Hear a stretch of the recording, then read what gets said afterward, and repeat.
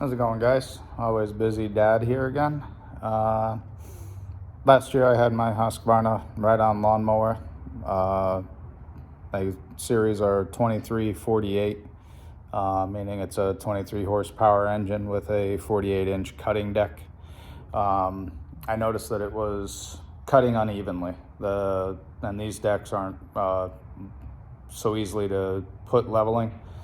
So I ended up taking the deck off and looking at it to find out that a couple of the spindle bearings were in bad condition, which was causing the blade to wobble and leaving a high spot in between the blades while I was mowing the lawn at the house. So I took it all apart, took the deck off, cleaned it all up, sanded it all down, bought a kit off of Amazon that was the spindles, blades, and a belt. Then tried mowing my lawn once and it was making a lot of clattering noise, so looked up online and shows that the belt that comes with the kit isn't one of the better quality belts and was causing most of the noises I was hearing. So I ordered a better belt, Kevlar coated belt, and I'm gonna try to install that today, and just gonna show you guys the process of getting the old belt off and installing the new belt. Fairly straightforward, simple process, in my opinion.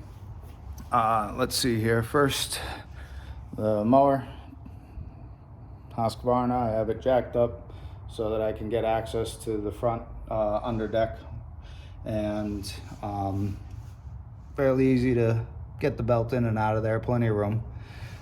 First off, you're just going to take this spring here, pop it around that, let the tension off of the tensioner, which is down here in the middle. And then you just basically take the belt off, keep the positioning of where it rides around the pulleys the same as what you're taking it off. Fortunately on my mower, there is a belt routing diagram. I don't know if you guys can see it there. So if it comes to an issue, I can always use that. So I'm going to take the other belt off and pop the other one back on. And Alright, so the belt that came off of the mower, as you can see here, has some chafing. Looks like it's a little beat up. This is the belt that came with the kit that I bought, and because of the reviews, I ended up just buying this belt from Amazon. It's UDC parts. All the reviews on this one seem to be pretty good, so I'm gonna slap this one on real quick, and we'll see if it works better than the one we had. All right, so I took the old belt out. I just rerouted the new belt in there. The way the diagram on the deck shows it should go. Now I'm just gonna put this spring back in.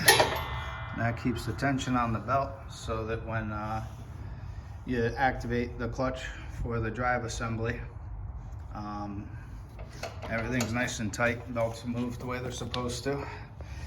Also, before I started, I took off these two little covers here that go over the spindles on the outside, so you don't hit yourself trying to get on or off the machine. Fairly simple. They're basically just little torque screws, torque bolts that come out.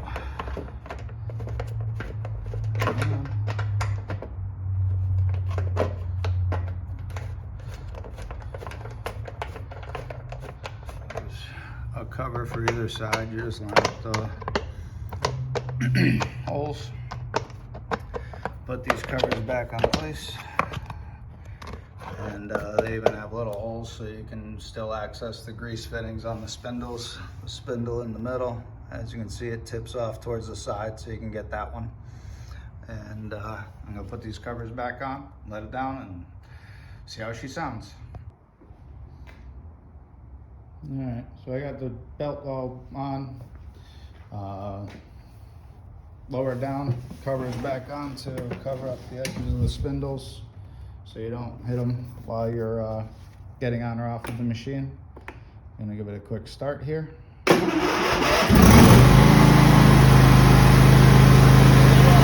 the belt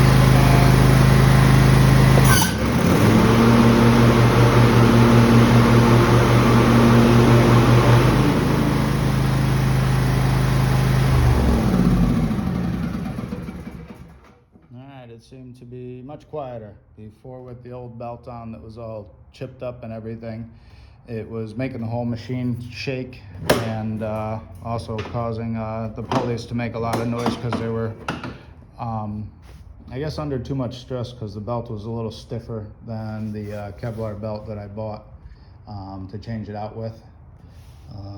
So everything seems good, and now I'm ready for the season.